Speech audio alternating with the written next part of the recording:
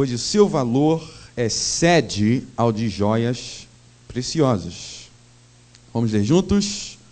Mulher virtuosa que me achará, seu valor muito excede o de finas joias. Okay? O homem nunca é descrito na Bíblia como um tesouro que precisa ser encontrado. O homem nunca é descrito na Bíblia como um tesouro que precisa ser encontrado. Mas a mulher virtuosa, a mulher santa, é descrita como sendo mais preciosa do que a joia. Então, a primeira coisa aqui é que a Bíblia coloca não o homem sendo procurado, assediado pela mulher. Ele coloca a mulher como a Bíblia coloca a mulher como uma joia que o homem precisa buscá-la com a mesma ênfase que alguém buscaria um tesouro. Não é um objeto qualquer. Não é alguma coisa qualquer que pode ser tratado de qualquer maneira. O seu valor excede ao de joias preciosas. Provérbios 31:10. Isso coloca a responsabilidade sobre as duas partes. A forma que o homem vai tratar a mulher e a posição que a mulher vai se colocar diante do homem. A mulher não pode rebaixar o seu valor.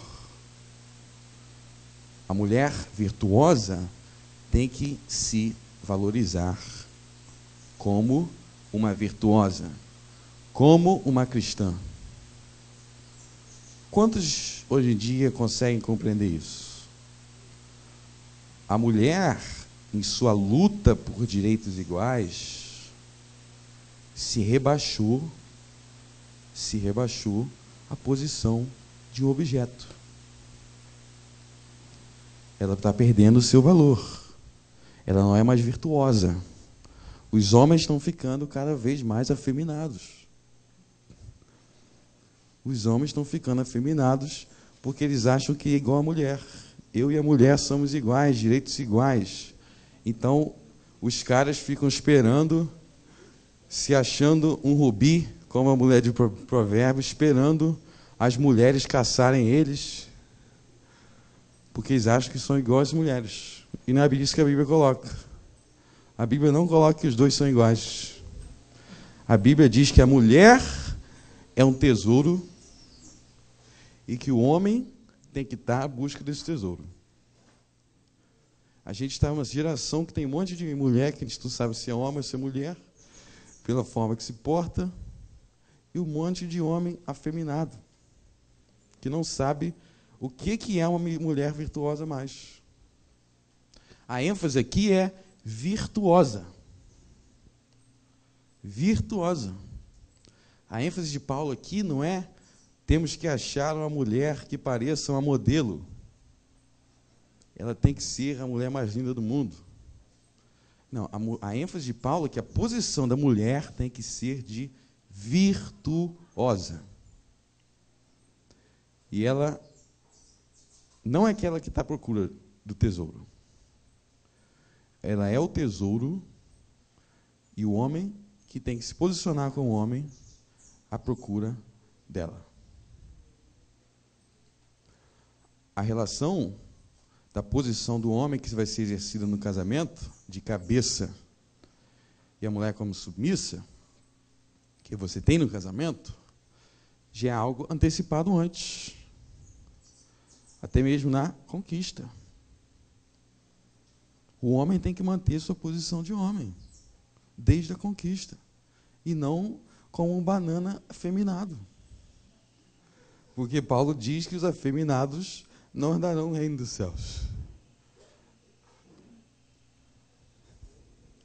O homem nunca é descrito na Bíblia como um tesouro especial que precisa ser encontrado pela mulher. A mulher virtuosa é descrita como sendo mais preciosa do que a joia, e o homem tem que ser batalhador, guerreiro.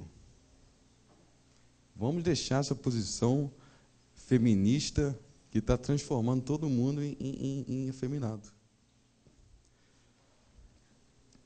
Em luta pela igualdade dos sexos. O 7º mandamento fala sobre o casamento. Não adulterarás. Agora, o adultério não é somente eu sou casado e eu fui lá e deitei com outra pessoa. Não é só esse sentido estrito da coisa. O adultério é uma distorção do casamento. Uma distorção que começa lá já no começo. Já começa no namoro.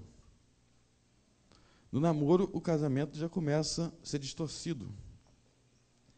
Primeiro, com meninos que não se posicionam, às vezes já tem barba e parece que tem 5 anos de idade.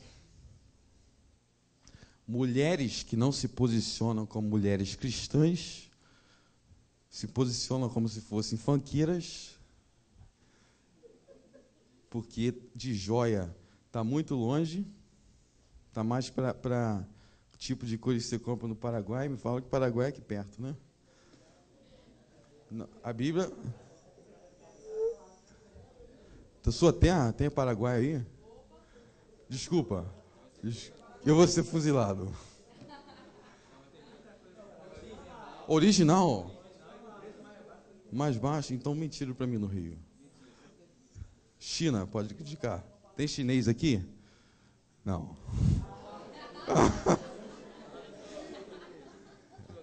Os produtos falsificados. Produto falsificado, não interessa não onde. Tem muito da Bolívia, não tem boliviano. Você é boliviano? Não.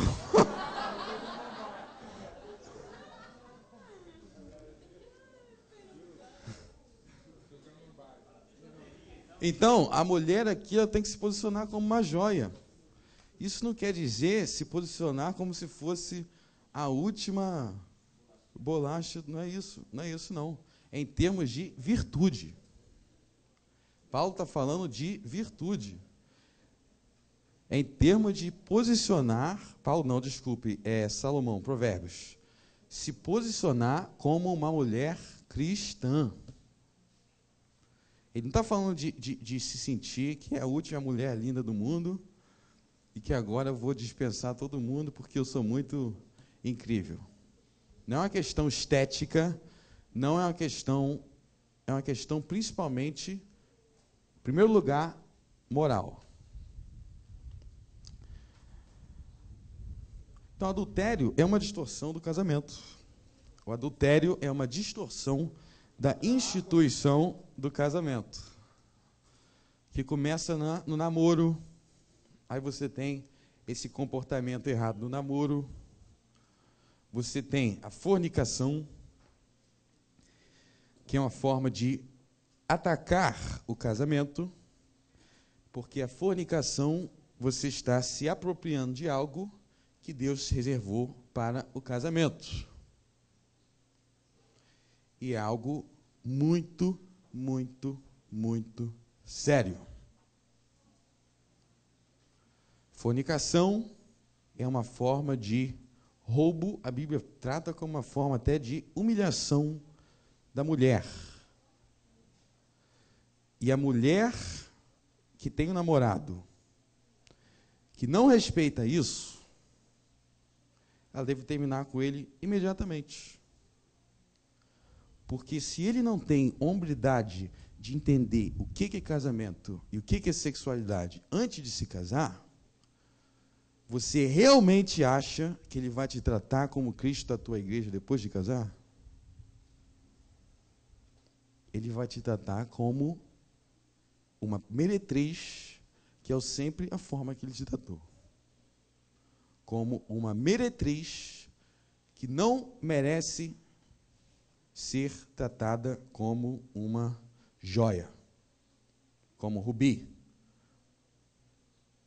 É algo muito, muito sério, que a nossa geração está normalizando cada vez mais. Muitas vezes fala-se sobre as leis que estão querendo passar, casamento gay, casamento isso, daqui a pouco vai ter casamento com animal. E fala-se que essas leis estão destruindo a família, estão lutando para destruir a família, realmente estão lutando para destruir a família.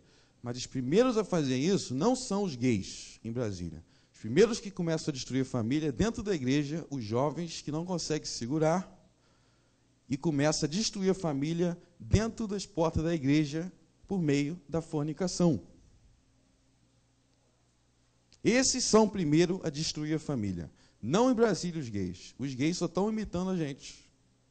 Eles estão dando continuidade à pouca vergonha que a gente está seguindo dentro da igreja. A gente diz que os gays estão destruindo a família. Nós estamos destruindo a família por meio do divórcio. Malaquias 3, eu, o Senhor, odeio o divórcio. A gente destrói a família aqui. Lá em Brasília, é só Deus entregando a gente aquilo que a gente plantou aqui. Com essas leis, Deus está nos entregando a gente. Vocês querem destruir a família? Vocês não querem respeitar o que a família é? Vocês querem tratar como se fosse uma brincadeira? Então eu vou te mostrar o que é brincadeira.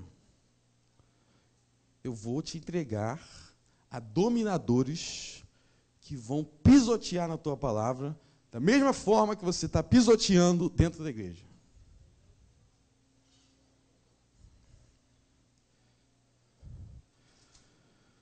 Levítico 18 fala de diversos tipos de perversão sexual.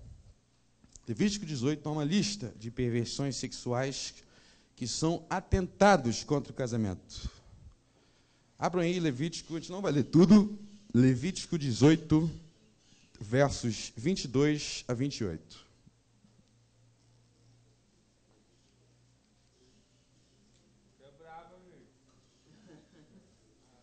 Levítico 18, versos 22 a 28. Diz assim: 18, 22 a 28, Levítico. Não te deitarás com homem como se fosse mulher. É abominação. Não te deitarás com animal algum, contaminando-te com ele. Nem a mulher se porá perante o animal para juntar-se com ele. É confusão. Não vos contamineis com nenhuma dessas coisas, porque com todas elas se contaminaram as nações que eu expulso diante de vós.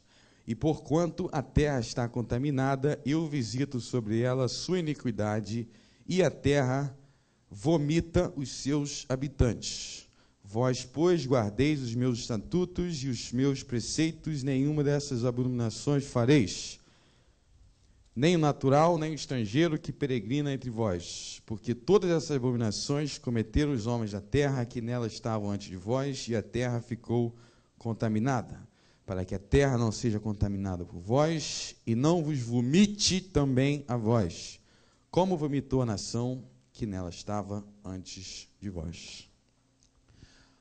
Aqui no capítulo 18 ele dá diversas listas de pecados sexuais, atentados contra o casamento. A gente leu aí homossexualidade, depois tem bestialidade, e ele fala aqui, está falando daqueles povos que habitavam na nação, naquela terra santa, terra prometida, onde Canaã, e eram povos onde isso era absolutamente normal, esse tipo de coisa, toda essa lista. Aí Deus avisa, eu estou destruindo esse povo, vai todo mundo ser destruído, porque eles fizeram esse tipo de coisa. E eles fizeram esse tipo de coisa, e eu os abominei. Eles vão ser vomitados. Eu vou apagar a lembrança deles da face da terra. Eu vou destruir um por um. Vocês vão ler sobre isso em Josué. Josué, a destruição deles. Livro de Josué. E muita gente quer tratar Deus como se fosse um Deus que não julgasse. Pensa que Deus não julga. Será que nós achamos que nós somos melhores do que esse povo aqui? Que nós vamos fazer o mesmo como nação, como indivíduos, e nós vamos permanecer impunes? Transgressão, pecado, traz o juízo de Deus na terra e no inferno. Pode ser que escape na terra, mas do fogo do juízo de Deus no inferno não tem como escapar. Pode ser que Deus na terra, ele dê mais corda, dê mais tempo. E é algo que está crescendo muito no Brasil. E nós vamos acreditar que nós vamos prosperar? A cada dia estão querendo enfiar coisa a goela abaixo. E o que a igreja está fazendo? Será que está sendo conivente? Será que está sendo hipócrita? Porque critica aí certas coisas e faz outras? O projeto de Deus para a família começou com um casal no casamento. Casou Adão e Eva. Qualquer ato que atente contra isso é um ataque contra o sétimo mandamento, porque está atacando a família conforme Deus instituiu. Fornicação, homossexualidade, adultério. A gente deu aqui sobre bestialidade, algo que, graças a Deus, ainda não existe no Brasil, mas houve povos que era comum. Eu acho que não existe no Brasil, né? Pode ser que exista também. A família, tendo começado com o casamento, passa a gerar filhos. Abram aí em Efésios, capítulo 6, versos 1 ao 4. A gente falou do casamento, vamos falar dos filhos.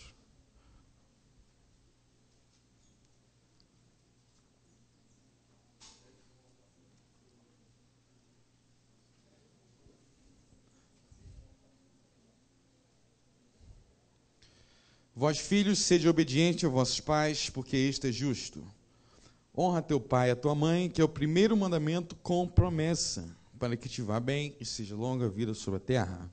E vós, pais, não provoqueis a ira vossos filhos, mas criai-os na disciplina e admoestação do Senhor. Hoje em dia, existe uma certa cultura de hostilidade à ideia de filhos.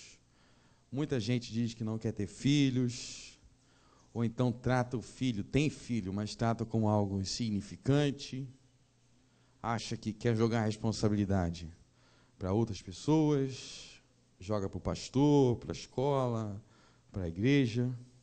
A ideia de filho, de família, de ter filhos, das responsabilidades de pai, está muito negligenciada. A Bíblia sempre trata a esterilidade como maldição.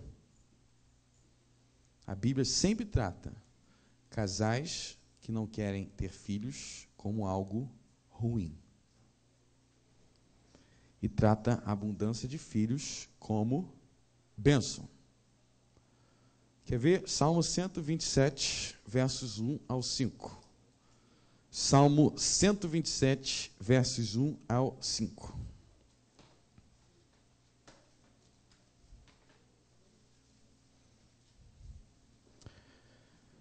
Salmo 127, versos 1 ao 5. Se o Senhor não edificar a casa, em vão trabalham os que edificam. Se o Senhor não guardar a cidade, em vão vigia a sentinela.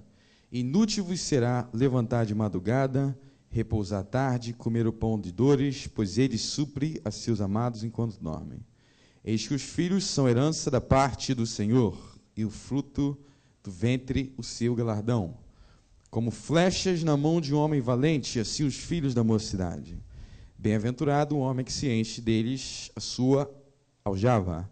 Não serão confundidos quando falarem com seus inimigos à porta. Então, eis que os filhos são herança do Senhor e o fruto do ventre o seu galardão. Hoje vivemos, em primeiro lugar, um contexto onde as pessoas cada vez mais acham filhos como desnecessários, filhos como, às vezes, até um empecilho para viver a vida plenamente. As pessoas casam cada vez mais tarde, têm cada vez menos filhos. O Estado hoje quer roubar a autoridade dos pais contra o filho. O governo quer roubar essa autoridade dos pais sobre os filhos. O texto diz que os filhos são a herança do Senhor. E o governo quer interferir na nossa herança. A gente viu recentemente leis que querem ser passadas que proíbem palmadas, castigo. Lei antipalmada. Provérbios 13, 24 diz: aquele que poupa a vara aborrece seu filho, mas quem o ama, a seu tempo o castiga. Então, você não castigar seu filho, conforme Provérbios, você não ter a mente, o entendimento de disciplina de filhos, você odeia seu filho, diz Provérbios. Deuteronômio 6, 4 até o 7. Ouve, Israel, o Senhor nosso Deus é o único Senhor. Amarás, pois, ao Senhor teu Deus de todo o teu coração, de toda a tua alma, de todas as tuas forças. E estas palavras que hoje te ordeno estarão no teu coração, e as ensinarás a teus filhos, e delas falarás sentado em tua casa e andando pelo caminho, ao deitar-te e ao levantar-te. Os pais têm a responsabilidade de educar os filhos. Hoje a gente tem escolas. Eu creio aqui que boa parte aqui estuda em escolas. Né? Escolas estão cada vez mais inimigas da educação. Primeiro porque tem um monte de conto de fadas e fantasias que é transmitido como se fosse verdade e ciência. Teoria da evolução, por exemplo, eu ficaria satisfeito se fosse ensinado na aula de mitologia. Isso tudo vai desenvolvendo o nosso caráter. Nós temos que tomar muito cuidado na escola, porque Deus, no princípio da Bíblia, Ele deu uma história de criação, não era porque Ele queria fazer um conto de fadas de uma história bonita, não. É porque essa história da criação, ela vai formar o nosso caráter, porque se a gente entende que no princípio criou Deus o céu e a terra, a gente vai entender que a gente tem que dar satisfação a Deus por tudo. Mas se a gente acha que no princípio o caos, por um acidente, nos criou, a gente vai passar a acreditar que nós somos livres para viver da forma que queremos, fazendo o que quiser, sem ter que dar qualquer satisfação a Deus. Por isso que a importância que a Bíblia dá à educação. Educação esta que não pertence primariamente à escola, que não pertence primariamente ao pastor, mas pertence aos pais. Você tem a questão da responsabilidade de honrar os pais. Existe uma ideia muito errada de que a responsabilidade de honrar os pais é condicionada ao pai ser bom. Se o pai ser bom, eu tenho que honrá-lo. Se ele não for bom, eu posso xingar, eu posso bater a porta na cara dele. Vamos ver se isso aí está correto? Abra aí em Atos 23, versos 1 ao 5. Atos 23, versos 1 ao 5.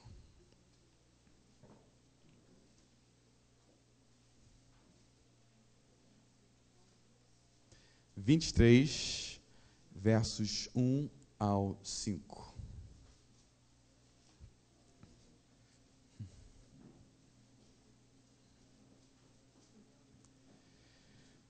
Atos 23, versos 1 ao 5.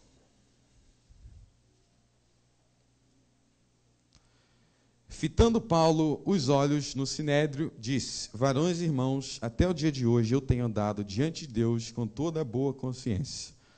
Mas o sumo sacerdote Ananias mandou os que estavam junto dele que ferissem na boca. Então Paulo lhe disse: Deus te ferirá a ti, parede branqueada.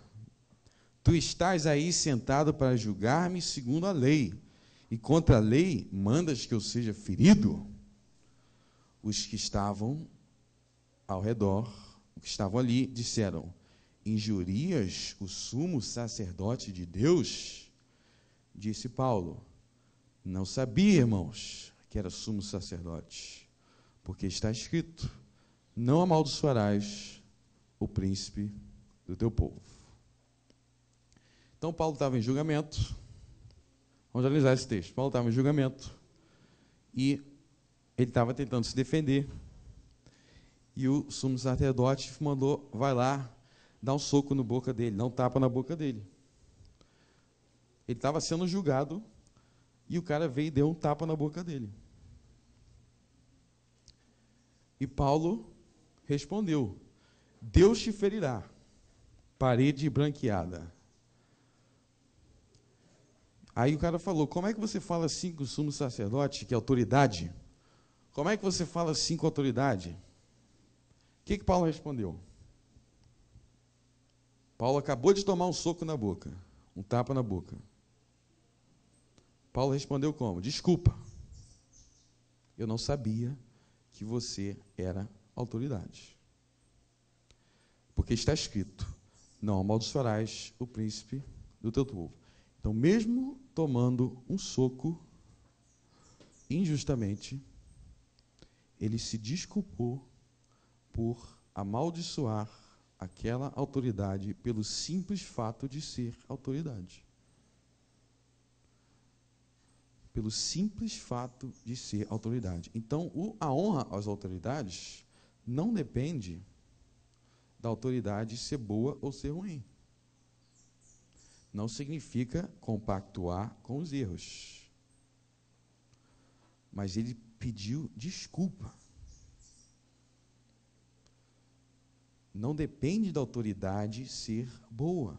Se isso era uma autoridade, sumo sacerdote, imagina com nossos pais. Às vezes o nosso pai falou um pouco mais alto e a gente acha que já tem o direito de se alterar também. Paulo tomou um soco na boca e reconheceu que mesmo assim ele tinha que honrar aquela autoridade. Não compactuar com o erro, mas não podia falar daquela maneira. Nem sempre nossos pais vão ser os melhores pais do mundo. Mas o simples fato de ser o pai significa que tem que honrar. Se isso se aplica, o que Paulo fez aqui se aplica a um príncipe ruim, péssimo, transgressor da lei, imagina o teu pai. A gente acha tão normal hoje, né? Às vezes gritar com o pai, querer dar lição de moral no pai. Pode ser que o pai esteja errado. O sumo sacerdote aqui estava errado. Mas não podia amaldiçoar. Não sabia, irmãos, que era o sumo sacerdote. Porque está escrito: não amaldiçoarás o príncipe do teu povo. A ideia de honra aos pais é muito distorcida. Novamente, porque a gente tem essa ideia de todo mundo igual o tempo inteiro, todos os direitos são iguais, todas as responsabilidades são iguais. O filho acha que ele tem a posição igual do pai, que ele tem a autoridade do pai. A esposa acha que ela não tem que ter submissa ao marido. O marido acha que ele que tem que ser submisso à esposa. Muitas vezes, o filho não vê mais o pai como alguém que tem autoridade sobre ele, vê como seu amigo de escola. Esse foi o erro dos fariseus. Jesus criticou os fariseus duramente por não honrarem os pais. Mateus 15, para terminar, Mateus 15, versos 1 ao 9. Mateus 15, versos 1 ao 9.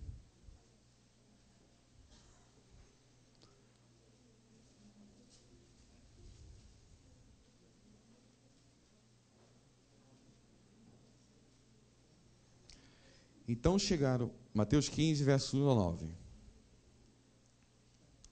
Então chegaram a Jesus uns fariseus, escribas, vindo de Jerusalém, e lhes perguntaram: por que transgride os teus discípulos a tradição dos anciãos? Pois não lavam as mãos quando comem. Ele, porém, respondendo, disse: e vós, por que transgredis o mandamento de Deus por causa da vossa tradição?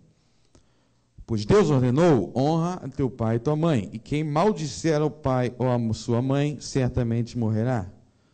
Mas vós dizeis: qualquer que disser ao seu pai ou à sua mãe, o que poderias aproveitar de mim é oferta ao Senhor, esse de modo algum terá de honrar a seu pai. E assim, por causa da vossa tradição, invalidaste a palavra de Deus.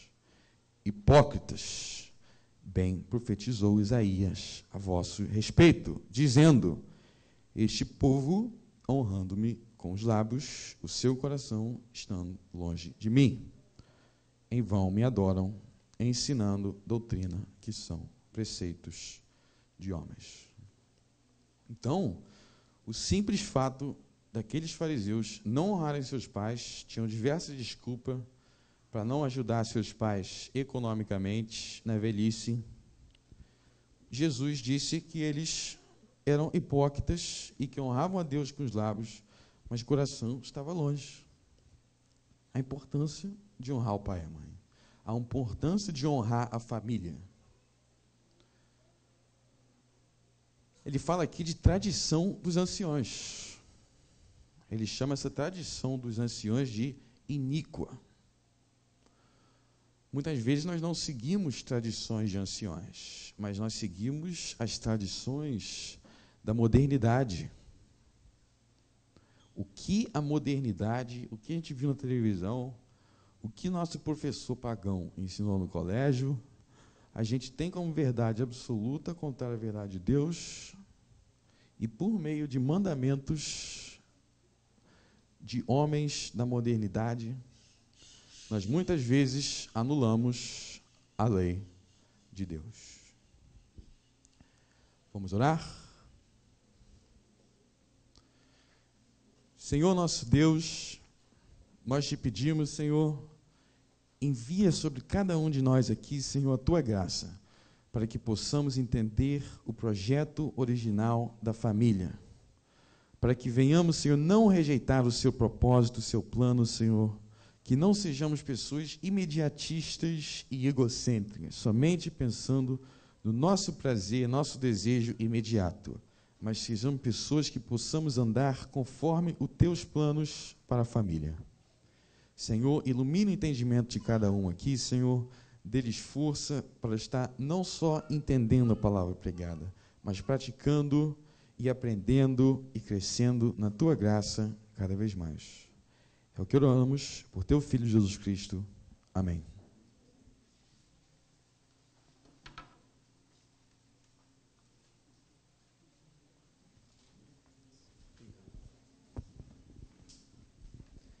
Irmãos, vamos ficar todo mundo de pé? Todos de pé?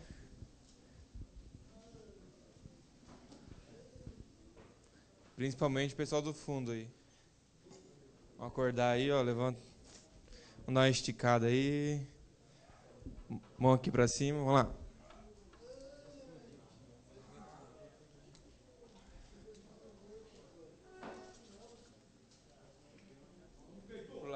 Pro lado.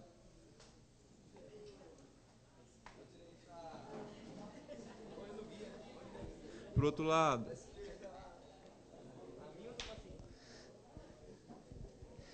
Agora pra frente.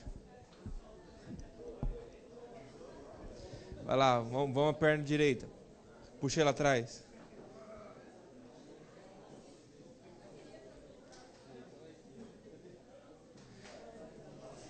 Esquerda.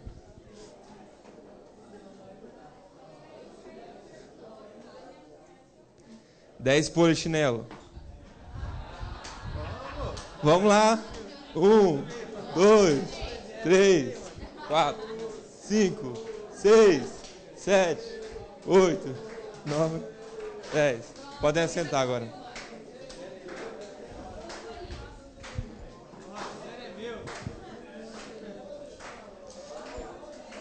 Irmãos, agora a gente queria conhecer as igrejas que nos visitam.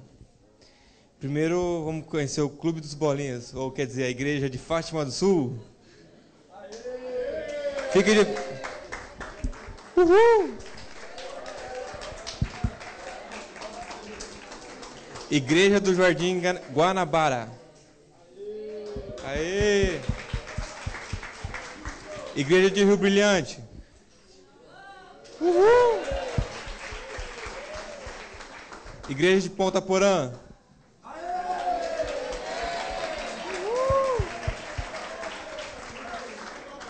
Igreja Nova Dourados.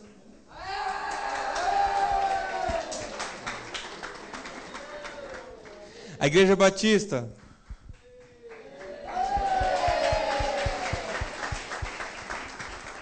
A Igreja Central. Faltou alguma igreja? Igreja de Capitão Bado.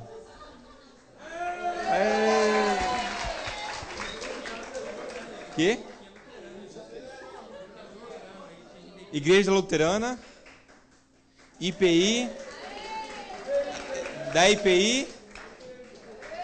E os desigrejados, que não tem igreja.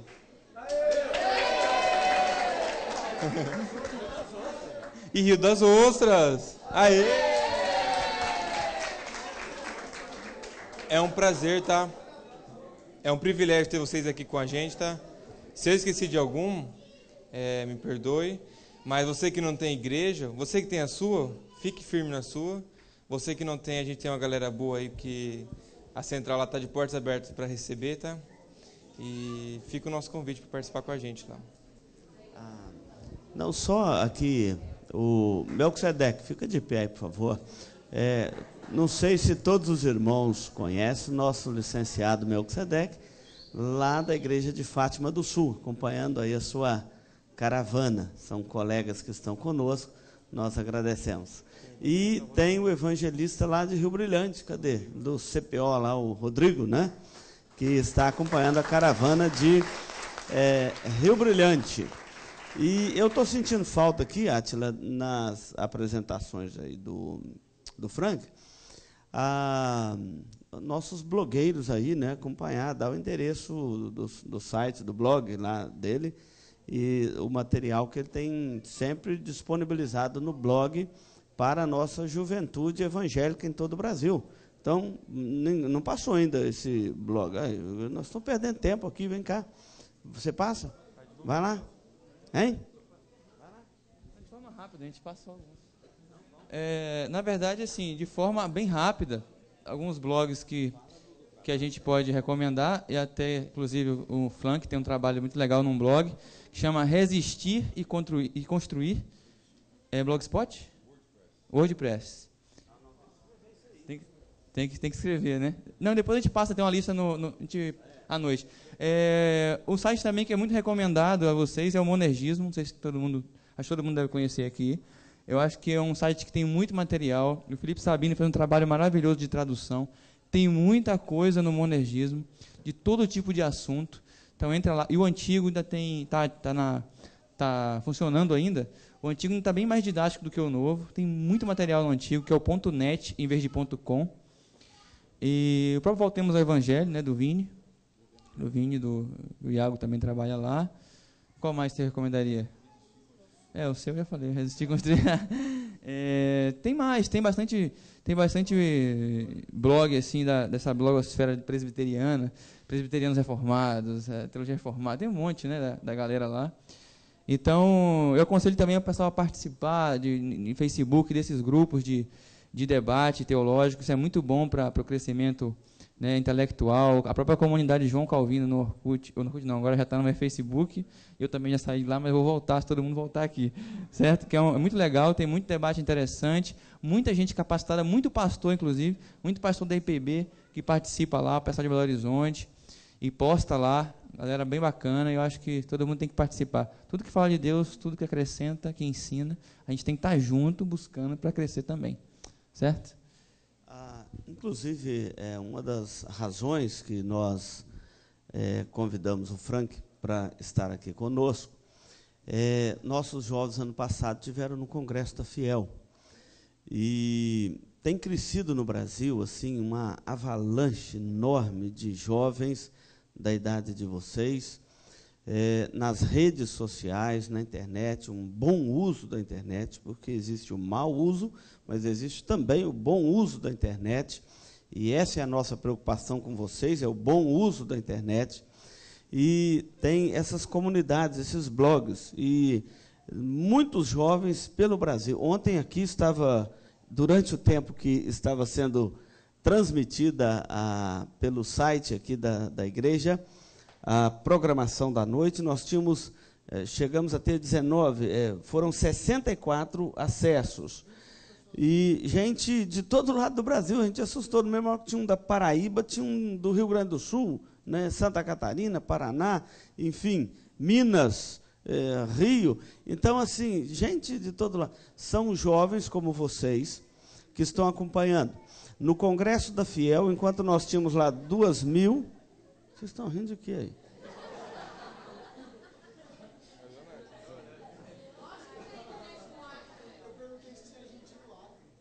Hein? O Léo, depois eu conto para vocês. Depois eu conto. Mas assim, no Congresso da Fiel, enquanto nós tínhamos lá 2.600 pessoas participando do Congresso, tinha 10.000 pessoas acessando o site, acompanhando pela internet, todo lado do Brasil, a maioria jovens. E eu tenho aqui no Frank Brito, no Iago Martins, me ajuda aí, Átila. Felipe Sabino é pioneiro nisto, né? Há uma nova geração de jovens interessados em conhecer mais profundamente a boa teologia bíblica reformada, voltada para as Escrituras. E esses blogs, voltemos às Escrituras, cantemos as Escrituras, como é que é? Resistir e construir, e outros blogs dessa natureza têm contribuído com a nossa juventude evangélica em todo o Brasil. E a escolha do Frank aqui, exatamente que nós temos visto levantar pelo Brasil uma nova geração de expositores da palavra de Deus, com profundidade, com seriedade. Ninguém mais está aguentando esse oba-oba evangélico gospel no Brasil. Os nossos jovens estão buscando experiências mais profundas com Deus, com a palavra de Deus, com vida comprometida com Deus. E eu vejo com muita alegria e expectativa. O reverendo Nicodemos escreveu no seu blog Temporas Omores, né? O Temporas Omores. Ele escreveu uma matéria sobre a vinda do John Piper no Brasil, falando que desses 10.000 acessos, as palestras do John Piper, tanto na Fiel quanto no Mackenzie, a maioria absoluta eram jovens como vocês. Então, fica aí o nosso desafio. E amanhã, quando estivermos aqui encerrando essa programação, nós queremos expressar a nossa gratidão e incentivo a esse jovem teólogo, cabeça brilhante, que tem crescido aí no meio da nossa igreja. Mas o que nós queremos é que isso influencie vocês. Chega de oba-oba nesse país nosso, onde tudo é no jeitinho, onde tudo é nos ajeitamentos, ninguém quer levar nada a sério. A própria revista Veja essa semana está desmontando, desmascarando o carnaval brasileiro. Achei incrível ver dela essas matérias, mostrando que o Brasil só quer viver de fantasia, e nós temos que acabar com isso. Então, fico feliz, espero que vocês continuem aproveitando ao máximo essa exposição. Talvez vocês nunca tiveram uma oportunidade de ter uma exposição dos 10 mandamentos, da lei de Deus, o que Deus requer de nós. E perdido fora, lá no mundo, a gente entende, mas perdido dentro da igreja é uma lástima. Então, nós queremos agradecer a Deus por isto. Quero que hoje à noite seja divulgado, esses blogs sejam divulgados aqui para a nossa juventude. E, assim, vamos fazer um bom uso da internet. E esses blogs são extremamente proveitosos para nós. Nós temos que desenvolver um senso crítico, até mesmo nesse movimento gospel religioso, do qual a nossa geração está copiando a tradição da modernidade e achando que é a vontade de Deus. E Deus está longe disso. É abominável muita coisa que tem acontecido em nome de Deus nesse país. Então, louvo a Deus aqui pelo nosso palestrante e peço que sejam divulgados os blogs. À noite, nós vamos colocar todos. E estas mensagens ficarão disponíveis no site da nossa igreja, que tem várias outras lá, mas também ficarão estas disponíveis. Temos lá também um material do reverendo Augusto Nicodemos. No ano passado, a conferência de escatologia que ele fez, uma exposição de Marcos 13, maravilhosa, que está ali também à disposição dos irmãos. Voltar aqui ao... Irmãos, vamos para as oficinas agora. O reverendo Demar vai estar aqui com o grupo 1. O grupo 1, então, permaneça. O grupo 2 pode se levantar e acompanhar o Melquisedeque até a primeira barraca ali. Pega a cadeira, lembrando que pega a cadeira, e segue até lá. O grupo 3 vai estar com o nosso preletor Frank, aqui na barraca, na terceira barraca, Frank.